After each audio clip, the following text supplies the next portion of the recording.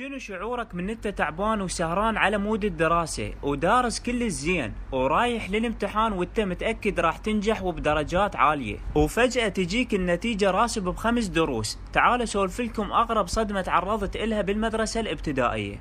كنت بصف الخامس ابتدائي، من اشطر الطلاب بالمدرسة، وكل خميس رفعت علم يطلعون ويا الطلاب المتميزين، درجاتي كلها عالية والمعلمات والمعلمين يحبوني لأن شاطر.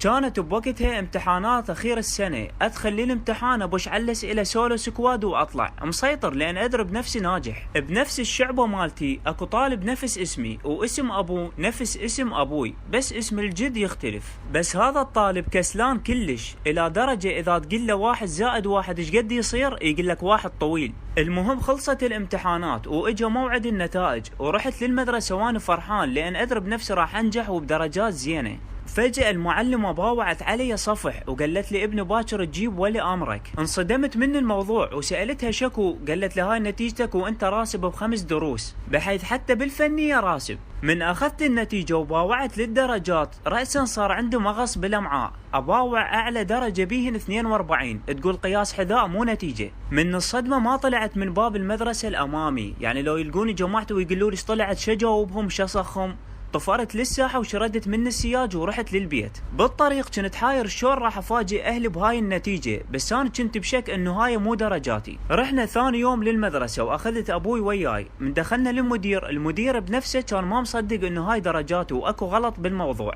بعد ما المدير جاب المعلمين وراجعوا السجلات، هنا صارت الصدمة. طلعوا منطين درجات ذاك الطالب الكسلان اللي يشبه اسمي وناجح بدرجاتي، وأنا منطيني درجاته وراسب بيهن. فالمدير طلب مني أروح البيت هذا الطالب وأبلغه إنه هاي